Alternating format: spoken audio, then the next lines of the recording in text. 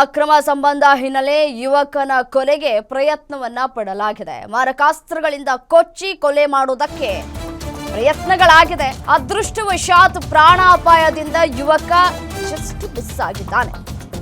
26 ವರ್ಷದ ಕಾರ್ತಿಕ್ ಹಲ್ಲೆಗೆ ಒಳಗಾಗಿರುವಂತಹ ಯುವಕ ದೊಡ್ಡಬಳ್ಳಾಪುರದ ಪುಟ್ಟಯ್ಯನ ಅಗ್ರಹಾರದಲ್ಲಿ ನಡೆದಿರುವಂತಹ ಘಟನೆ ಇದು. ಗಲಾಟೆಯನ್ನ ಬಿಡಿಸೋದಕ್ಕೆ ಹೋದಂತಹ ಮಧುಸೂದನ್ ಎಂಬಾತನ ಮೇಲೂ ಕೂಡ ಹಲ್ಲೆಯನ್ನ ನಡೆಸಲಾಗಿದೆ.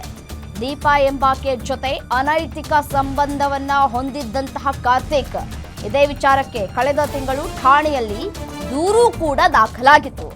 ಆಗ ರಾಜಿ ಸಂಧಾನ ಮಾಡಿಕೊಂಡಿದ್ದಂತಹ ಎರಡೂ ಕುಟುಂಬಗಳು ಈಗ ಆಕೆಯೇ ಹಲ್ಲೆ ಮಾಡಿಸಿದ್ದಾಳೆ ಅಂತ ಹೇಳಿ ಕುಟುಂಬಸ್ಥರು ದೂರನ್ನ ಕೊಟ್ಟಿದ್ದಾರೆ.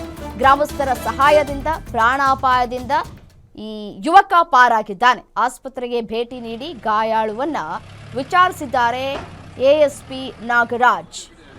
ಅಕ್ರಮ ಸಂಬಂಧವನ್ನ ಹೊಂದಿದ್ದ ಅಂತ ಹೇಳಿ ರಾಜಿ ಕೂಡ ಆಗಿದೆ. ಕಳೆದ ತಿಂಗಳು ಪೊಲೀಸ್ ಠಾಣೆಯಲ್ಲಿ ರಾಜಿಯಾದ ಬೆನ್ನಲ್ಲೇ ಇದೀಗ ಅವ್ರ ಪಾಡಿಗೆ ಅವರು ಇವ್ರ ಪಾಡಿಗೆ ಇವ್ರು ಇರೋದನ್ನ ಬಿಟ್ಟು ಯುವಕನ ಮೇಲೆ ಹಲ್ಲೆಯನ್ನ ಮಾಡಿದ್ದಾರೆ, ಕೊಲೆ ಮಾಡುವಂತಹ ಪ್ರಯತ್ನವನ್ನ ಮಾಡಿದ್ದಾರೆ. ಬಟ್ ಆದರೆ ಯುವಕ ಜಸ್ಟ್ ಮಿಸ್ ಆಗಿದ್ದಾನೆ, ಪ್ರಾಣಾಪಾಯದಿಂದ ಪಾರಾಗಿದ್ದಾನೆ. ಸದ್ಯ ಗಾಯಗೊಂಡಿರುವಂತಹ ಯುವಕನನ್ನ ಆಸ್ಪತ್ರೆಗೆ ದಾಖಲು ಮಾಡಿ ಚಿಕಿತ್ಸೆಯನ್ನ ಕೂಡ ನೀಡಲಾಗ್ತಾ ಇದೆ. ಸದ್ಯಕ್ಕೆ ಕುಟುಂಬಸ್ಥರು ಗಂಭೀರ ಆರೋಪವನ್ನು ಮಾಡ್ತಾ ಇದ್ದಾರೆ.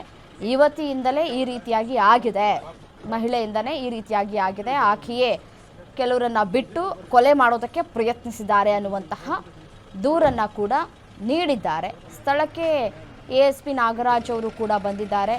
ಬಂದು ಪರಿಶೀಲನೆಯನ್ನು ಕೂಡ ನಡೆಸಿದ್ದಾರೆ. ಯಾರ್ಯಾರ ಕೈವಾಡ ಇದೆ ಅಂತ ಹೇಳಿ ತನಿಖೆಯನ್ನು ನಡೆಸ್ತಾ ಇದ್ದಾರೆ.